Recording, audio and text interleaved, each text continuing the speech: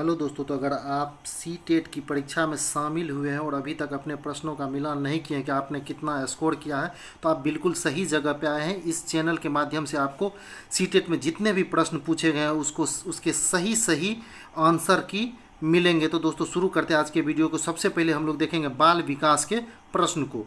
शुरू करते हैं। पहला प्रश्न है, ये ए नंबर सेट है। पहला प्रश्न है, निम्नलिखित में से कौन सा निरंतर और व्यापक मूल्यांकन का समर्थन करता है? तो इसका सही उत्तर हो जाएगा वृद्धि और अधिगम प्रगति पोर्टफोलियो। वृद्धि और अधिगम प्रगति पोर्टफोलियो इसका सही उत्तर हो जाएगा।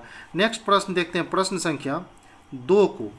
प्रश्न संख्या 2 कहता है, अभिकथन और कारण वाला ये प्रश्न है। प्रश्न संख्या 2 है, अभिकथन है, शिक्षकों को बच्चों के साथ काम करते समय लगातार अपने स्वयं के दृष्टिकोण और पूर्वाग्रहों की जांच करनी चाहिए। इसका कारण है, समस्या समाधान की प्रक्रिया कार्यात्मक स्थिरता से बाधित है। सही विकल्प को चुने। तो इसका सही उत्तर जो है वो हो जाएगा ए नंबर जो है इसका सही विकल्प हो जाएगा। ए और आर दोनों सही है। ए और आर दोनों सही है, तो ए नंबर जो है सही हो जाएगा। ए और आर दोनों सही है और ए की आर सही व्याख्या करता है। ए की आर सही व्याख्या करता है। अगला प्रश्न देखते हैं हम लोग।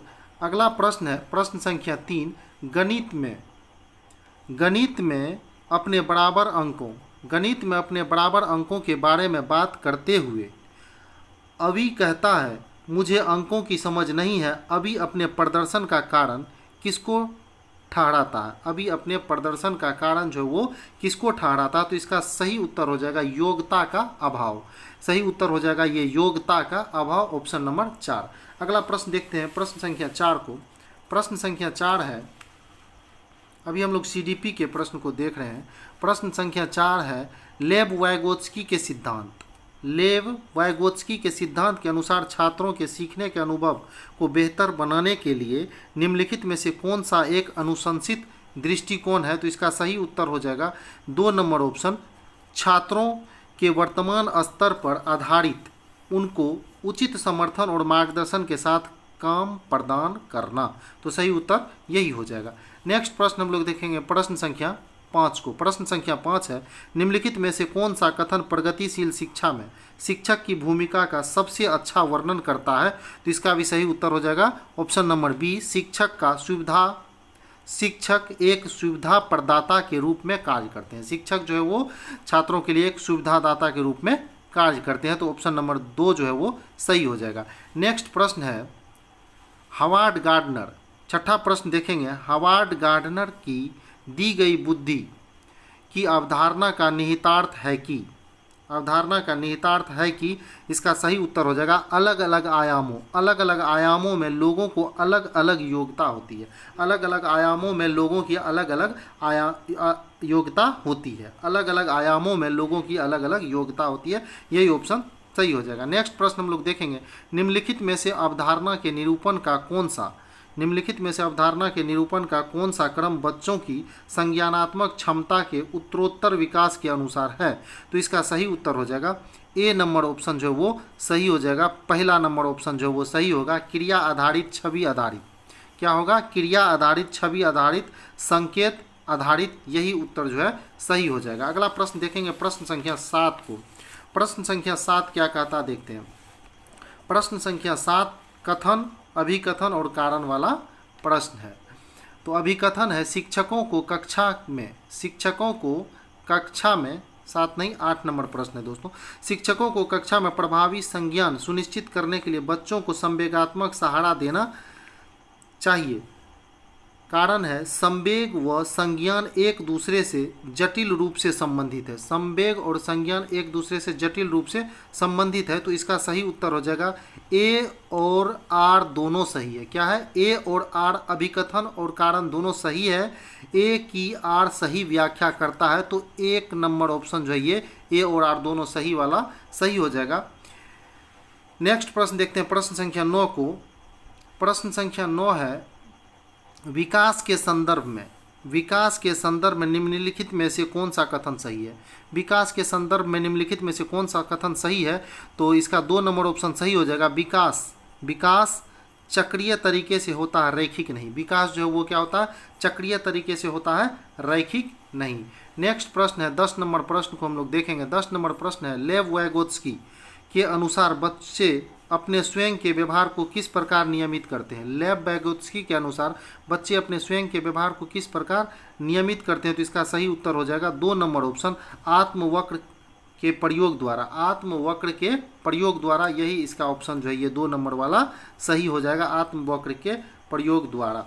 अगला प्रश्न देखेंगे 11 नंबर प्रश्न को। 11 नंबर प्रश्न है कक्षा 5वीं के बच्चे को तैरने और डूबने की अवधारणाओं को बढ़ाने के लिए संरचनावाद में दृढ़ विश्वास रखने वाले शिक्षकों द्वारा कौन सा शैक्षणिक दृष्टिकोण अपनाया जाता है, तो इसका सही उत्तर हो जाएगा निर्देशित खोज। सही उत्तर हो जाएगा निर्देशित खोज।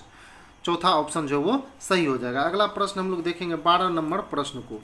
12 नंबर प्रश्न है, यहाँ देखेंगे 12 नंबर प्रश्न को। 12 नंबर प्रश्न है निम्नलिखित में से कौन सी सार्थक सीखने के लिए एक प्रभावी स्मृति तकनीक नहीं है, तो सही उत्तर हो जाएगा रटने व दोहराव। रटने व दोहराव जो है ये सही उत्तर हो जाएगा इसका।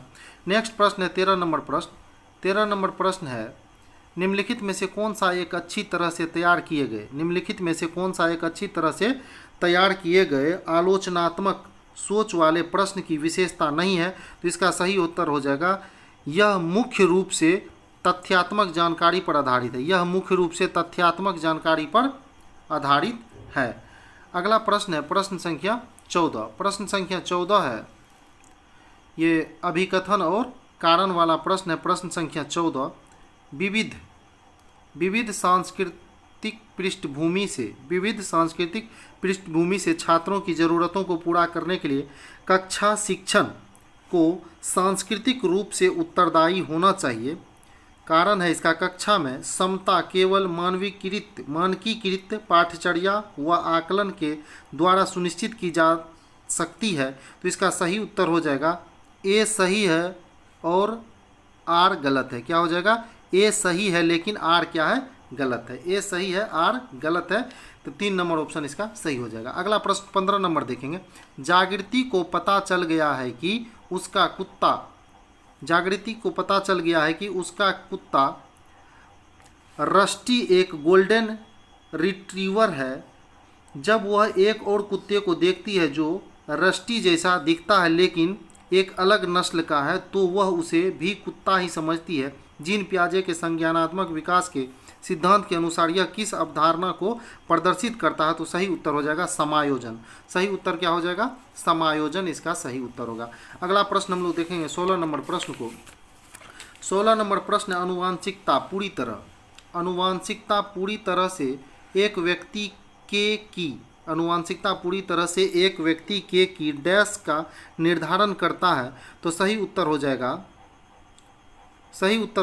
1 नंबर, ये वाला सही उत्तर हो जाएगा। तो ये जो है सही उत्तर इसका हो जाएगा, सेक्स सही उत्तर इसका होगा। अगला प्रश्न देखेंगे हम लोग 17 नंबर प्रश्न को। 17 नंबर प्रश्न है अभिकथन है शिक्षकों को कक्षा में प्रश्न पूछने पर ध्यान देना चाहिए और निर्देश देने के बजाय उन्हें प्रश्न पूछने के लिए प्रोत्साहित करना चाहिए। कारण है बाल केंद्रित शिक्षा शास्त्र का अर्थ है कक्षा में बच्चों की आवाज़ को महत्व देना और उनकी प्रतिभागिता को सुनिश्चित करना, तो सही उत्तर हो जाएगा इसका 1 नंबर ऑप्शन जो सही होगा। ए और आर दोनों क्या है, सही है। ए की आर सही व्याख्या करता है, तो यही उसका सही उत्तर हो जाएगा। अगला प्रश्न देखेंगे 18 नंबर प्रश्न। दोहराव व बारंबारता किए जाने वाला व्यवहार किसकी विशिष्ट पहचान है, तो इसका सही उत्तर हो जाएगा स्वालीन क्रम विकार की। सही उत्तर हो जाएगा स्वालीन क्रम विकार की सही उत्तर हो जाएगा। 19 नंबर प्रश्न देखेंगे। शिक्षार्थी अधिगम प्रक्रिया में व्यस्त और सक्रिय रूप से शामिल महसूस करते हैं जब, तो सही उत्तर हो जाएगा इसका गतिविधियां उनके संदर्भ से संबंधित हो। 20 नंबर प्रश्न हम लोग देखेंगे। 20 नंबर प्रश्न कहता है आमतौर पर सीखने की अक्षमता कठिनाई वाले बच्चे में आमतौर पर सीखने की अक्षमता कठिनाई वाले बच्चे में एक जैसे दिखने वाले अक्षर और वर्ण को लेकर भ्रम होता है। एक जैसे दिखने वाले अक्षर और वर्ण को देखकर भ्रम होता है। सही उत्तर यही हो जाएगा। अगला प्रश्न हम लोग देखेंगे 21 नंबर प्रश्न को। 21 नंबर प्रश्न है, वह बच्चे जिन्होंने बहुत कम उम्र में गंभीर सामाजिक अभाव का अनुभव किया है, आमतौर पर उनके विकास में देरी या बाधा उत्पन्न होती है और पुनर्वास के बावजूद विकास के कुछ क्षेत्रों में सुधार अधीनस्थ होने की संभावना है। तो इस प्रकार का जो प्रश्न है इसके उत्तर हो जाएंगे संवेदनशील अवधि। सही उत्तर हो जाएगा संवेदनशील अवधि। नेक्स्ट प्रश्न है, विभिन्न जेंडर के व्यवहार के बारे में पूर्व कल्पित सामान्यीकरण क्या कहलाते हैं? तो जेंडर रूढ़िवादिता कहलाते हैं। क्या कहलाते हैं? जेंडर रूढ़िवादिता कहलाते हैं। नेक्स्ट प्रश्न है, एक समावेशी कक्षा में तो इसका सही उत्तर हो जाएगा सभी बच्चे समान पाठचर्या का पालन करते हैं और सभी शिक्षार्थियों के लिए समान शिक्षा शास्त्र अपनाया जाता है। तो सही उत्तर हो जाएगा सभी बच्चे में समान पाठचर्या का पालन करते हैं और सभी शिक्षार्थी के लिए समान शिक्षा शास्त्र अपनाया जाता है। तो दोस्तों, अगर हमारे चैनल पर नए हैं तो अभी तक अगर आपने चैनल को सब्सक्राइब नहीं किया है तो प्लीज़ चैनल को सब्सक्राइब कर लें।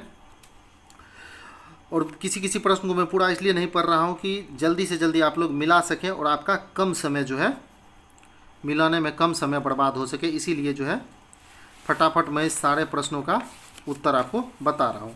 अगला प्रश्न है 24 नंबर प्रश्न। 24 नंबर प्रश्न है, आलोचनात्मक सोच वाले प्रश्न पूछने का प्राथमिक उद्देश्य है। आलोचनात्मक सोच वाले प्रश्न पूछने का प्राथमिक उद्देश्य है। तो इसका सही उत्तर हो जाएगा उच्च स्तरीय सोच और समस्या समाधान कौशल को बढ़ावा देना। उच्च स्तरीय सोच और समस्या समाधान के कौशल को बढ़ावा देना। नेक्स्ट प्रश्न है 25 नंबर प्रश्न। 25 नंबर प्रश्न है, सामाजिक रचनावादियों के अनुसार अधिगम की प्रक्रिया के बारे में निम्नलिखित में से कौन सा कथन सही है? सामाजिक रचनावादियों के अनुसार अधिगम की प्रक्रिया के बारे में निम्नलिखित में से कौन सा कथन सही है? तो इसका सही उत्तर हो जाएगा 4 नंबर ऑप्शन, अधिगम अर्थ निर्माण की एक सामाजिक प्रक्रिया। अधिगम अर्थ निर्माण की एक सामाजिक प्रक्रिया। अगला प्रश्न है 26 नंबर प्रश्न, अभिकथन वाला प्रश्न है, जबकि कुछ बच्चे 12 महीने की उम्र में बड़बड़ाना और 2 शब्द का वाक्य बोलना शुरू कर देते हैं, अन्य 20 महीने की उम्र तक ऐसा नहीं करते हैं। इसका कारण है विकासात्मक प्रतिमान। विकासात्मक प्रतिमान केवल सांकेतिक है और व्यक्तिगत बच्चों का विकास काफ़ी भिन्न हो सकता है। तो इसका सही उत्तर हो जाएगा 1 नंबर ऑप्शन, ए और आर दोनों सही है। ए की आर सही व्याख्या करता है, तो ए नंबर ऑप्शन सही हो जाएगा। नेक्स्ट प्रश्न देखेंगे 27 नंबर प्रश्न को। 27 नंबर प्रश्न है, बच्चे की लंबाई और वजन में वृद्धि किसका उदाहरण है? बच्चे की लंबाई और वजन में वृद्धि किसकी उदाहरण है? तो सही उत्तर हो जाएगा मात्रात्मक परिवर्तन। सही उत्तर हो जाएगा ये मात्रात्मक परिवर्तन। नेक्स्ट प्रश्न है प्रश्न संख्या 28, हेंज की द्विविधा को पेश किए जाने पर अरुणिमा तर्क देती है। हेंज की द्विविधा पेश किए जाने पर अरुणिमा तर्क देती है। तो इसका सही उत्तर हो जाएगा यांत्रिक उद्देश्य विनिमय। सही उत्तर हो जाएगा यांत्रिक उद्देश्य विनिमय। नेक्स्ट प्रश्न देखेंगे, इसका ये नहीं, इसका होगा सामाजिक सरोकार विवेक। सही उत्तर हो जाएगा ये सामाजिक सरोकार और विवेक। नेक्स्ट प्रश्न देखेंगे 29 नंबर प्रश्न को, प्रतिभाशाली बच्चे के संदर्भ में निम्नलिखित में से कौन सा सही है? प्रतिभाशाली बच्चे के संदर्भ में निम्नलिखित में से कौन सा सही है? तो ये 2 नंबर ऑप्शन ही सही होगा। प्रतिभाशाली बच्चे निश्चित रूप से शैक्षणिक, सामाजिक और भावनात्मक सभी क्षेत्रों में उत्कृष्टता प्राप्त करते हैं। तो 2 नंबर ऑप्शन सही हो जाएगा। नेक्स्ट प्रश्न 30 नंबर प्रश्न को देखेंगे, जीन पियाजे के अनुसार निम्नलिखित में कौन सी क्षमताएं पूर्व संक्रियात्मक अवस्था की विशेषता है? जीन पियाजे के अनुसार निम्नलिखित में कौन सी क्षमता पूर्व संक्रियात्मक अवस्था की विशेषता है? तो इसका सही उत्तर हो जाएगा प्रतीकात्मक खेल और जीववाद। प्रतीकात्मक खेल और जीववाद। तो दोस्तों, अभी हम लोगों ने 30 प्रश्न सीडीपी के देखे और ये जो मैं आंसर की जारी किया ये बिल्कुल ही सही और सटीक आंसर है। आप इससे मिलान कर ले कि आपका स्कोर कितना हुआ है। और अगर आप चैनल पर नए हैं तो चैनल को निश्चित रूप से सब्सक्राइब कर लें। और अगले वीडियो में हम जो है ईवीएस का जो है आंसर की देंगे। वीडियो एक साथ देने के बाद जो है वीडियो लंबा हो जाता है, इस वजह से सीडीपी का मैं अलग वीडियो बना दिया हूँ। और इस वीडियो को यहीं पे समाप्त करते हैं और अगले वीडियो में जो है ईवीएस का जो है आंसर की लेकर मैं उपस्थित होऊंगा। तो दोस्तों, इस वीडियो में इतना ही। अगर आपने चैनल को सब्सक्राइब नहीं किया तो प्लीज़ चैनल को सब्सक्राइब कर लें और वीडियो को लाइक करना ना भूलें।